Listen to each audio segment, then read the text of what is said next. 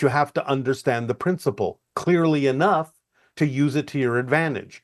And one of the principles that's important to understand is when you feel like there's nothing you can do about it, that feeling is the result of a negative belief telling you that there's nothing you can do about it and you buying into it unconsciously.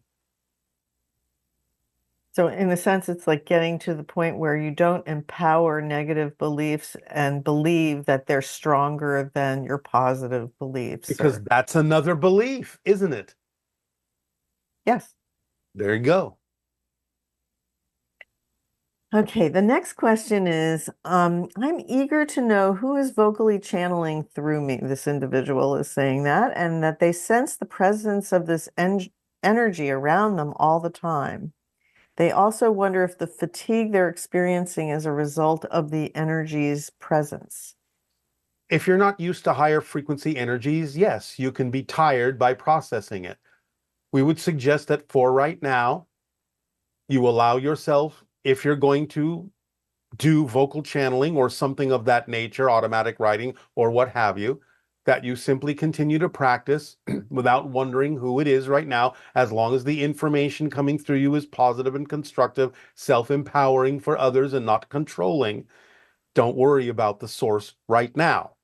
Allow yourself to know that your higher mind is involved, spirit guides are involved, your soul family is involved, your angelic beings are involved, your team is involved, your non-physical team is involved in some way, shape, or form. ETs may be involved, extra dimensionals may be involved, elementals may be involved eventually as well. But the idea is to practice getting used to clearing out any negative fear-based beliefs, any erroneous definitions that may be inhibiting your ability to process higher frequency energy and information, and just let it flow through you and don't worry about what's coming out right now or who it is. Those are details that will reveal themselves in time. Again, as long as you feel that the information in some way, shape, or form is beneficial, not controlling, but self-empowering to yourself and others, and giving you an opportunity to grow and learn lessons that are important for you in your life, then just keep practicing. And our next question is, what does excitement feel like? I've been able to differentiate between anxiety and my neutral excitement through my intentions at the time, but it seems like an unnecessarily long process of elimination. Is this high vibe state of following my excitement supposed to feel neutral, or should it feel, as commonly put, exciting? It can feel either way. As we have said, even a neutral state is a positive state because it allows you the freedom to make a choice. The idea is, again, to know that acting on your passion doesn't mean you have to be jumping up and down. It can be a state of very calm acceptance and gratitude and appreciation. It can be a very meditative state. It can be a state of contentment, contemplation, many different kinds of experiences. But you just have to know that what you're choosing is truly in alignment with what you prefer, that it represents who you really are. That's really the thing to focus on. Then whatever feeling comes with that will contain whatever energies it needs to contain to bring you awareness of the lessons you need to learn and bring you clarity about what it is you're actually choosing and whether it is in alignment with who you prefer to be. Thank you.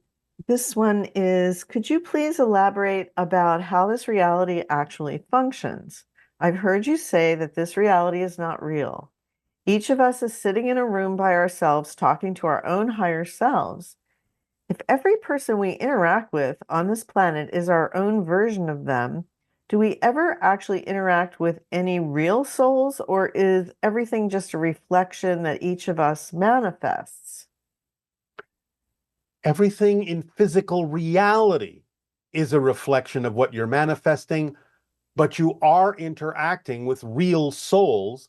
It's just that in physical reality, you are interacting with your version of them, your creation of them, in the same way that when you talk to someone over your computer or your telephone, you are interacting with an electronic representation of them.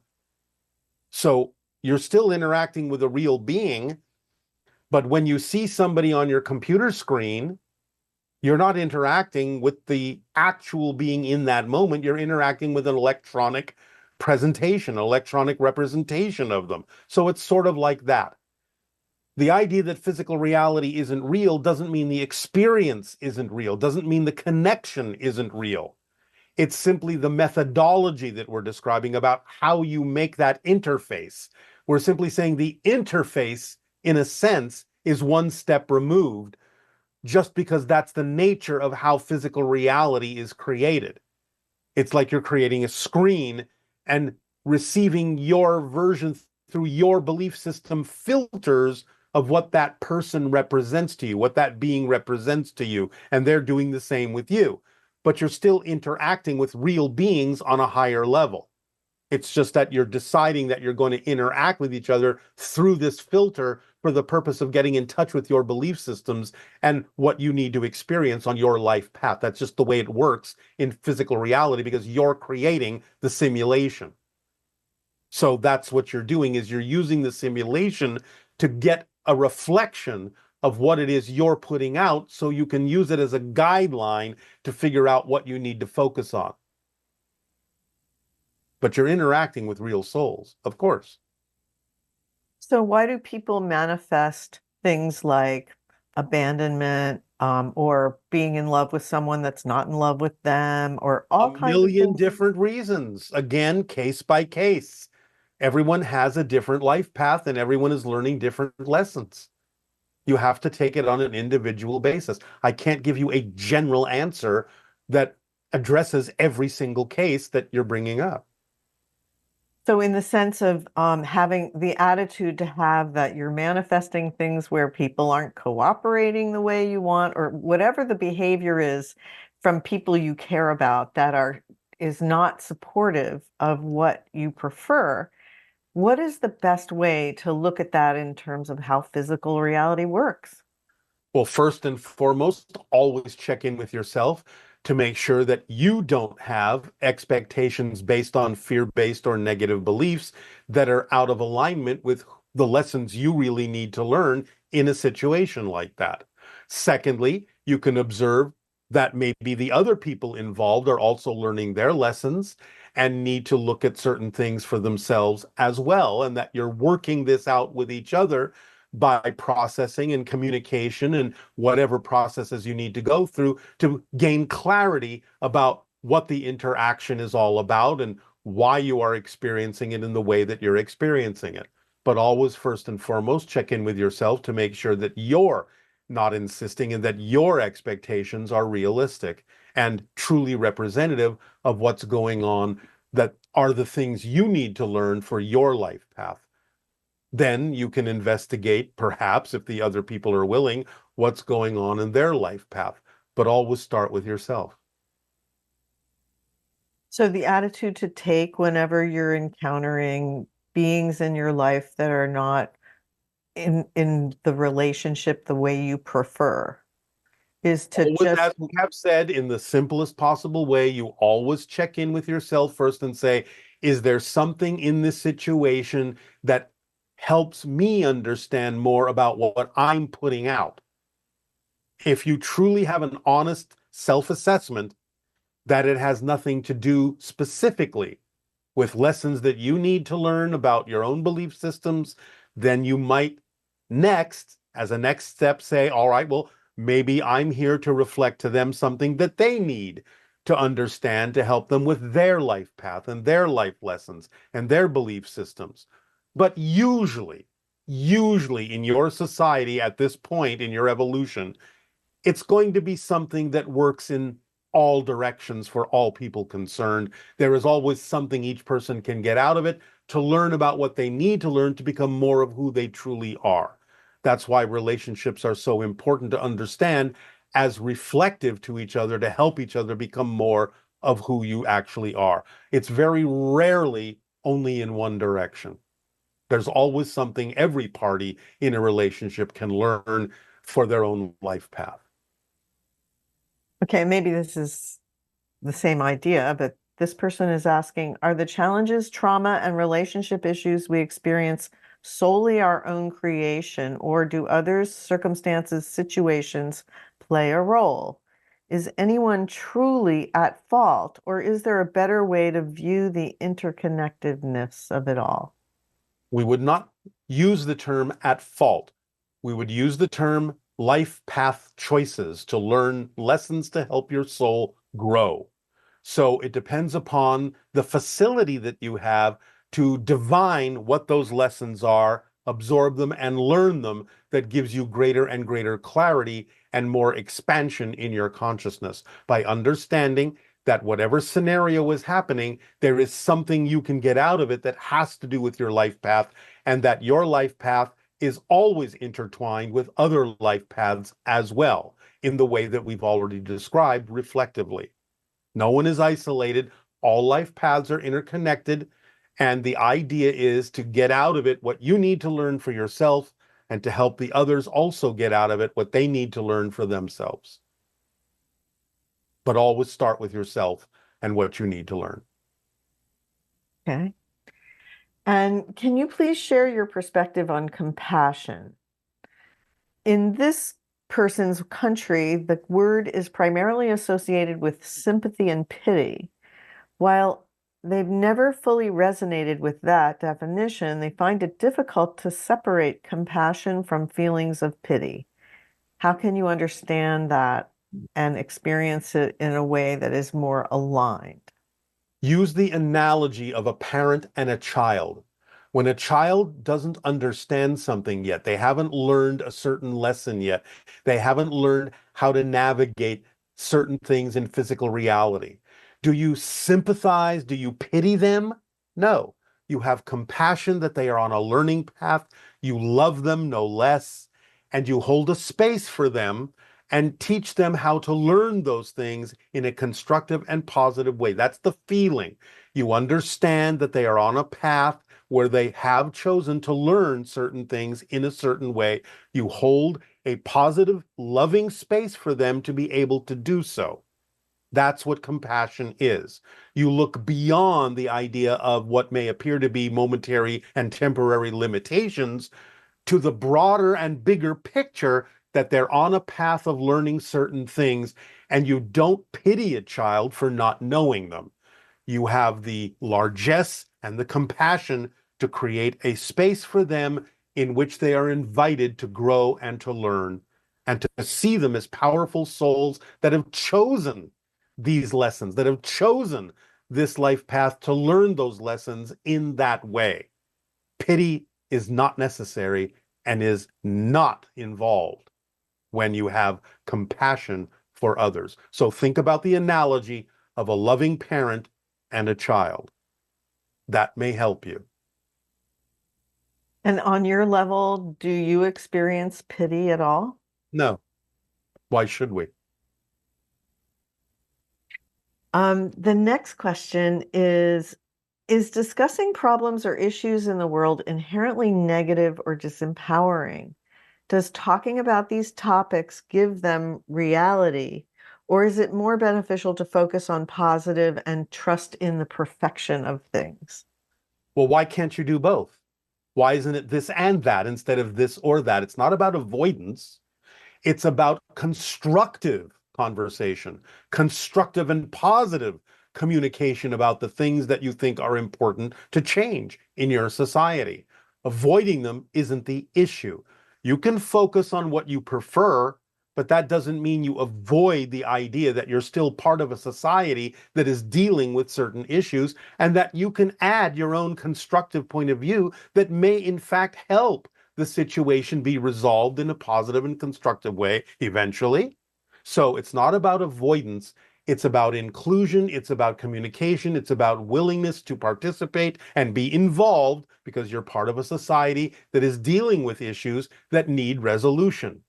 But come at it from a positive and constructive point of view, knowing what is possible, knowing what is probable, knowing what could be more beneficial.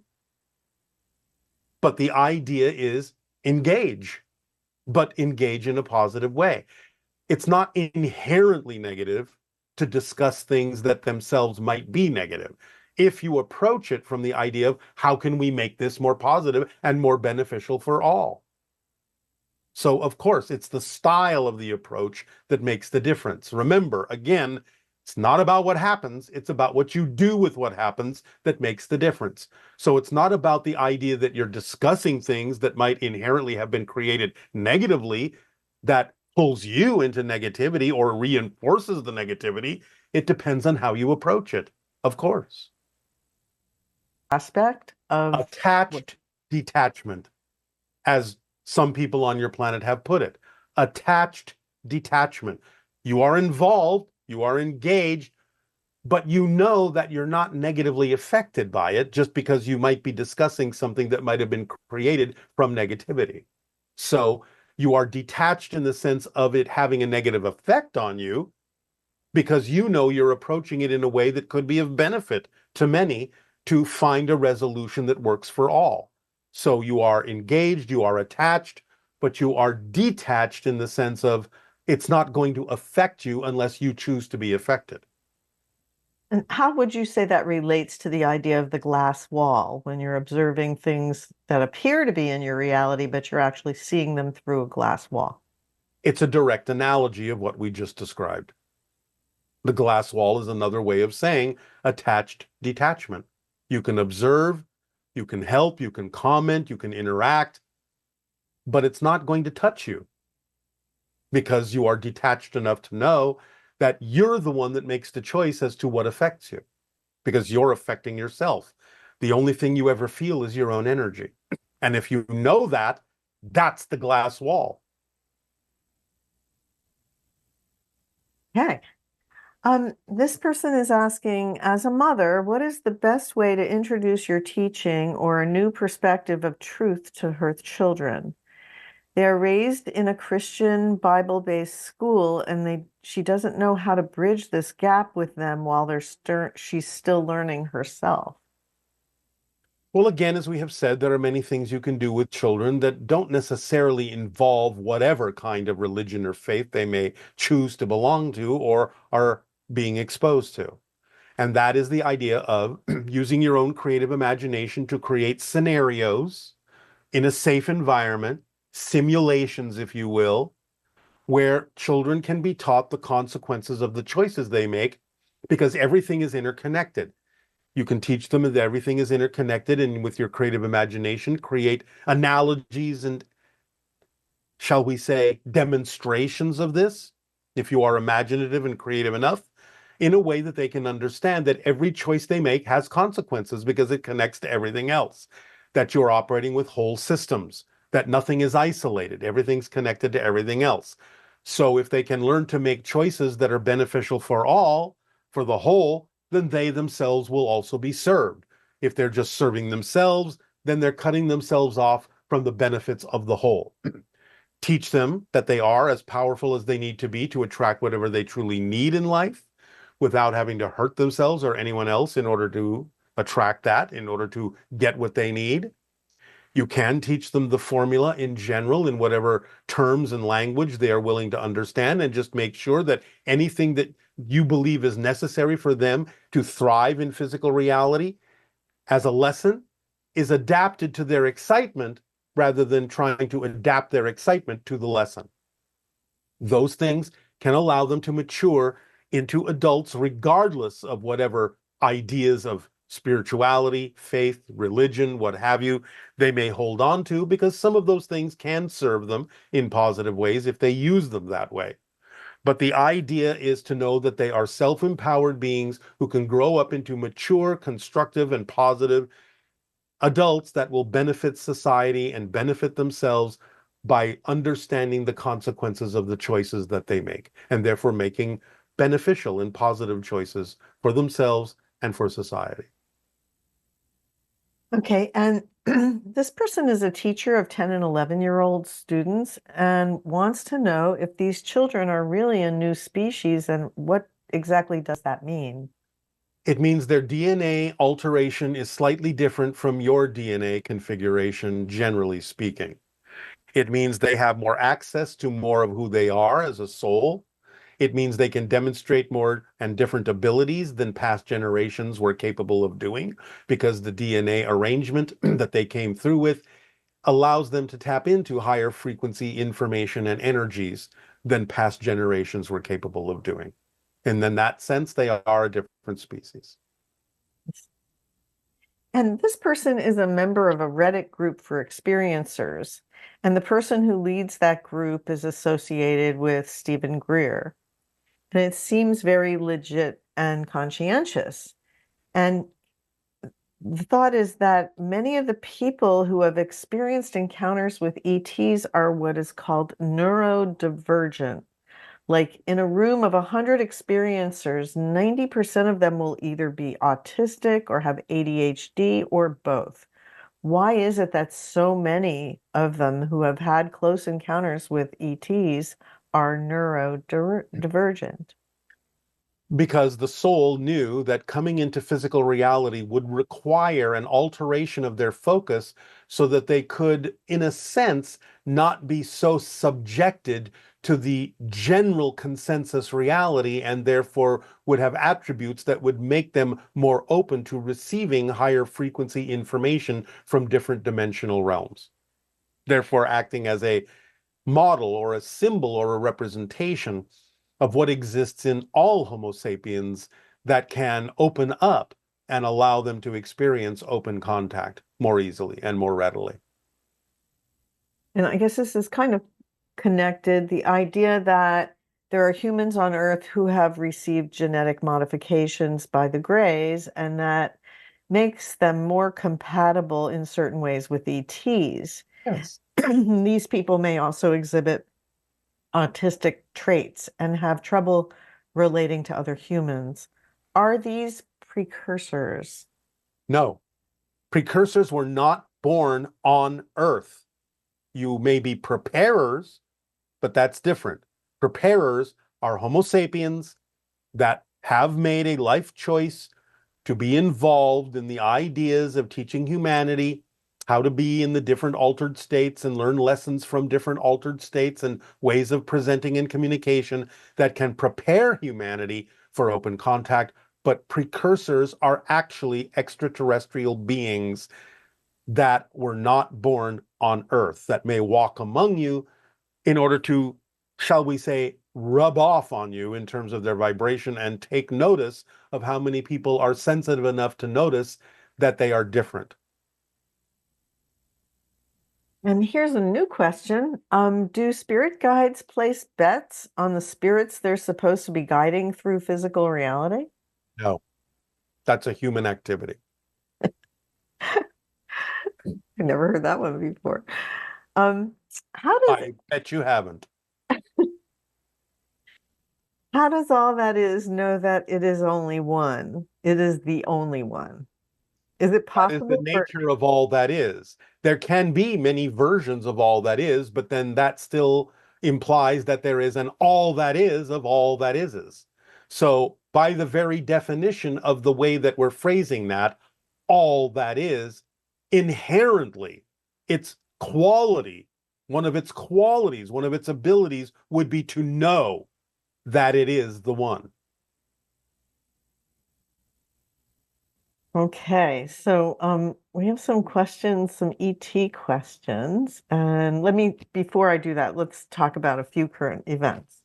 First one is the LA fires. Why did our beloved City of Angels go up in flames? What lessons are we to learn from this tragedy? Number one, I think many of you understand that it's connected to the changes in your climate because of what has happened in your environment that has allowed the idea of your environmental weather patterns to change in such a way as to make certain areas more vulnerable to different kinds of natural phenomenon, whether it be fire, whether it be flood, so on and so forth. Extremes are the result of the imbalance that has been created in nature. Climate change acts in different ways in different locations on your planet. Some places get drier, more susceptible to fire. Some places get wetter and more susceptible to flooding. Some places get colder and more susceptible to freezing. Some places get hotter and are more susceptible to desertification. So it's all about the idea of all the different variations becoming more pronounced and more exaggerated as you go through the idea of climate change, which is a natural cycle, but B, sped up by the technologies of humanity. What's going on now, most likely without the technological assistance, so to speak, probably wouldn't have happened for at least another century or two. But now you have sped it up with the idea of your technologies that are in many ways destroying the environment or imbalancing it. Number And also, two, number two, the idea is to, because of the new way in which you have to deal with your environment through climate change, to stop rebuilding the same way you used to. Learn new techniques, learn how to adapt. So don't just build what was there before that is easily destroyed. Adapt and build in new ways. Learn how to build with nature. all right. And is there also a level of it that has to do with like anger? Is fire representative of anger or For some people, it can purification be or on case by case basis. okay. And this person would like clarification when you said that the female will lead to open contact and the male to World War III. We're not going to discuss that at this time. Okay. All right. And let's see. So when what you were talking about before with the idea of fire, it doesn't have what are some of the representations spiritually that fire has for humans on a collective level?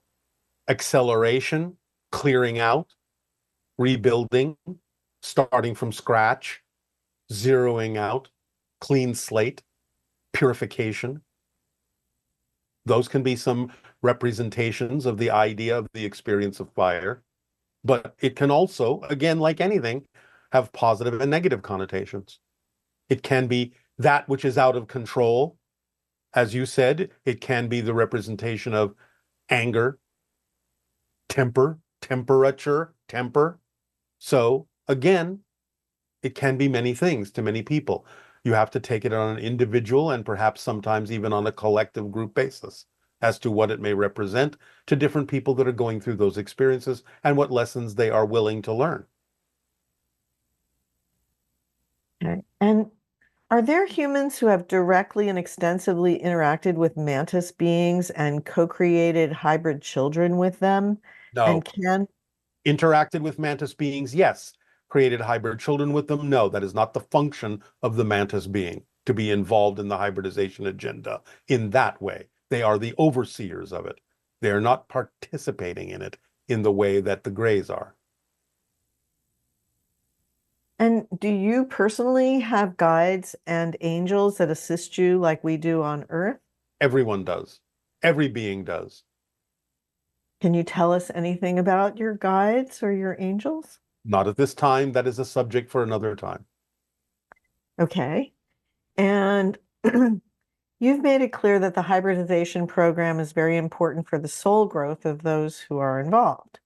What would happen to those souls if they no longer had opportunities for growth provided by the hybridization agenda? They would find opportunities in some other agenda, in some other place, in some other scenario. Souls will always seek what they need to grow. So it doesn't matter what the scenario is. This one happens to be an opportunity that is available on Earth at this time, but souls can go anywhere they wish to gain whatever they need as a lesson that helps them grow, that helps the universe expand. For every body that will ever exist.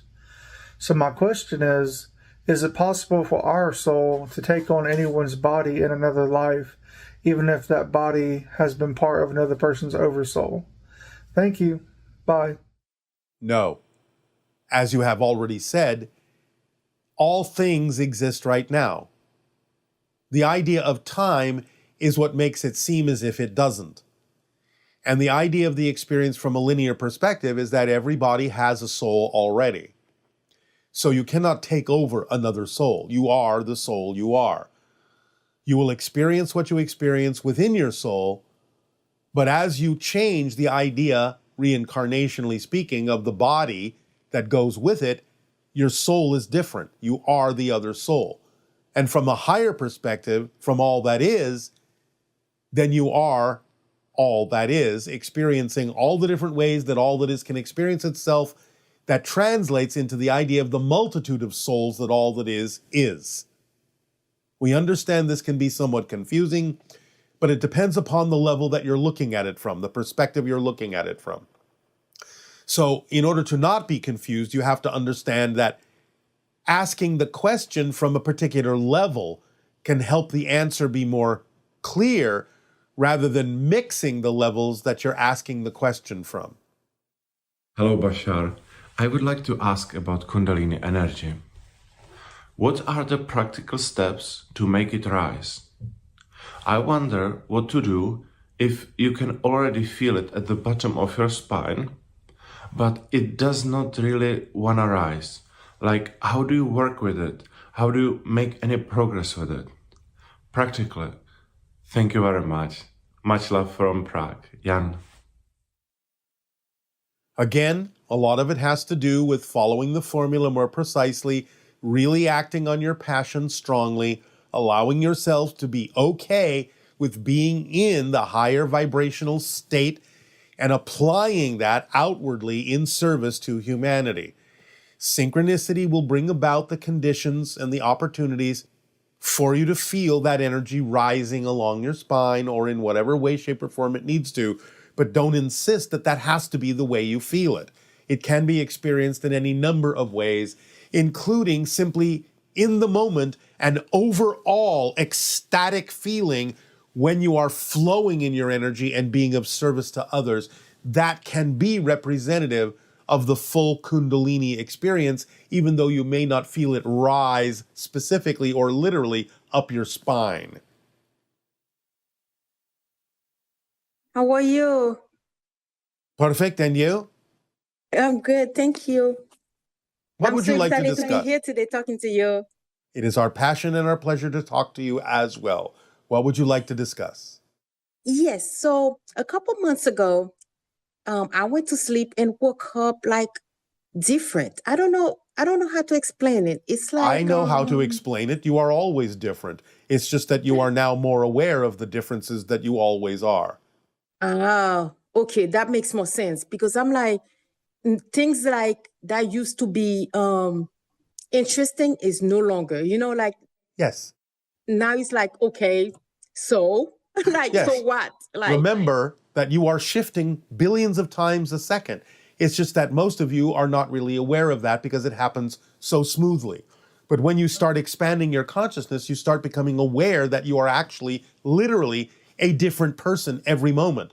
So when you become more aware of that, you will start to experience feeling very different than you used to feel because you're becoming aware of the fact that you are always literally a different person moment to moment to moment. It's part of the expansion of your consciousness, the expansion of your bandwidth, and your ability to perceive what's going on in terms of how you actually create your physical reality experience. Gotcha. And also, like my friends, like my best friend, you used to talk all the time. Yes. Now it's like all the stuff she talking about. I'm like, I am not interested in those anymore.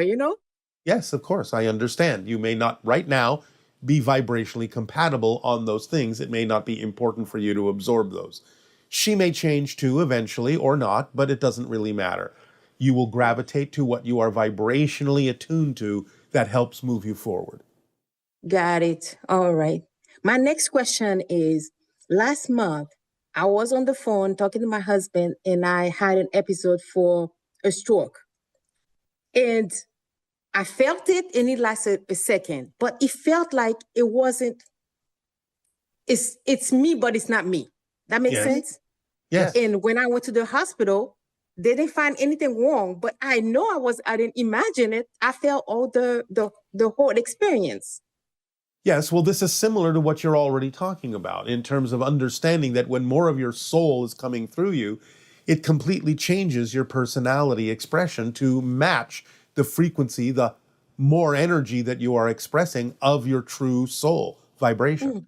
So it will feel like an sort of earthquake shift in your neurological net, in your brain, in your neurology. It will feel like you have truly had a quake within your system. Yes. Wow. Okay. Wow. That's okay. So my next question is, I have a son, an 11-year-old son. Yes. I want to know how I can help them. I understand that they choose their their parents to come here Yes. to experience. Yes. But what can I do on my end? All parents and teachers can have the creativity and imagination to create scenarios for their children that allow them to understand the consequences of their choices before they make those choices in outer society, so that they can make those choices in a safe place and understand their consequences of those choices, because everyone is connected. You can teach them that they are not isolated, they are connected to everyone, and it's important what choices they make, for they can always understand how to make choices that allow them to experience self-empowerment without having to hurt themselves or anyone else in order to get what they need in life. Teach them the formula that we share with all of you, for that's how you create your reality. Allow them to understand how powerful they are as a soul. They will then understand how to grow up into balanced and mature adults who can make positive and creative choices that benefit all and be of service to humanity, knowing that if they are of service to humanity, then the whole will serve them as well. Got it. And that answered my next question, because he was so excited that I was going to talk to you. He's like, to ask you how to be his true self.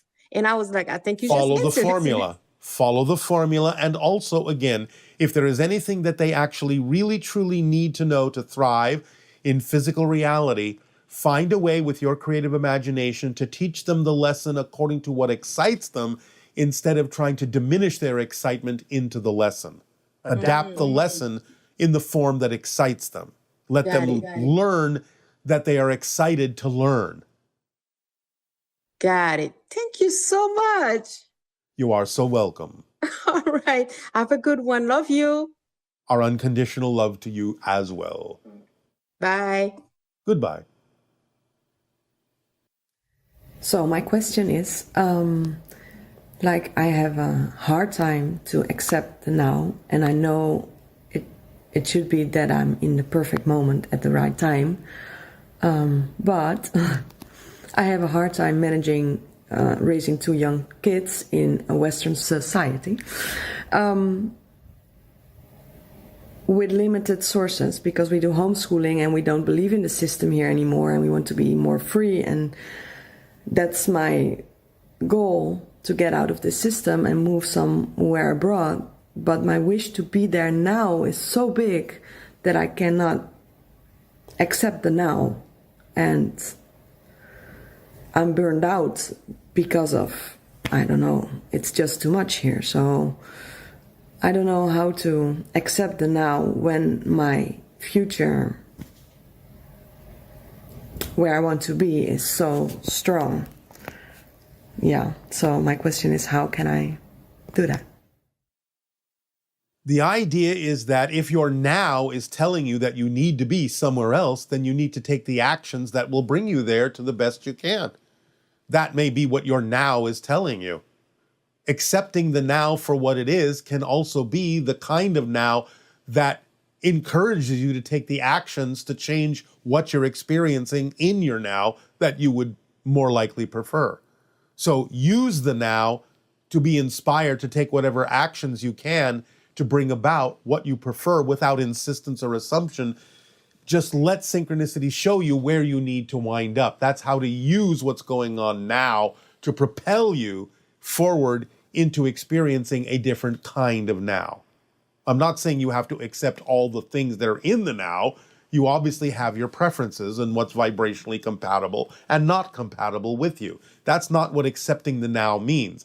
Accepting the now means you understand that the circumstances that exist now can be utilized, if you utilize them creatively, in a way to propel you forward. It's just accepting that where you are now is what inspires you to be more of who it is you prefer to be. That's all it takes. So take whatever actions are necessary, whatever you are capable of acting on, that will allow you to move forward. Use your inspiration and imagination. There may be many other ways, many other paths than you think are possible. So open up in the now to the idea of receiving inspiration and information and opportunities synchronistically that can allow you to take the actions necessary to move you in the direction of what it is you say would be a more preferable existence for you in your new now. Hello, how are you, my friend? Perfect. And you? I'm good. I'm great. I'm All really right. happy to engage with you. Bashar, my question is, I often and have for a long time been going and meditating to connect with you guys out into nature. Recently, there's been a lot more contact with, I'll call it contact, with these golden orbs of light that sort of flash bulb to kind of greet me, and then they've actually kind of come down, I kind of to look at me or inspect me. What is going on with this?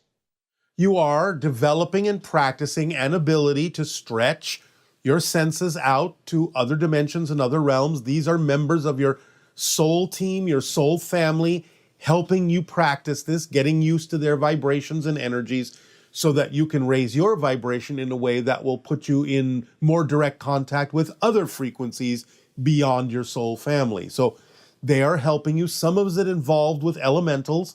Some of it is connected to extra dimensionals and extraterrestrials, but the majority of what you're experiencing is your soul family and your soul team and angelic beings all helping you practice getting used to perceiving those higher frequency energies. Oh, that's wonderful, because actually I reach out to them also. So that is wonderful. Now on with respects to the Interstellar Alliance, I consider myself as a member of the Interstellar Alliance because I act on the formula, acting on my highest excitement as often as I can in the moment. And that being the case in this moment, this is me acting on the formula in the moment. Is it possible? Recently, I will go to Joshua Tree to connect with you guys.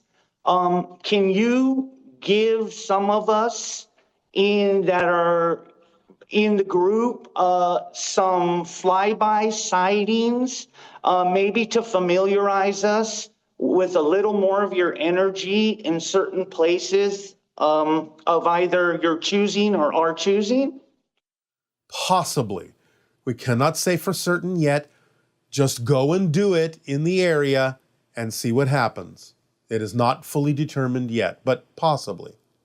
Okay, that's wonderful. Thank you so much. I love you all. Love and light to all beings everywhere. Our unconditional love to you as well.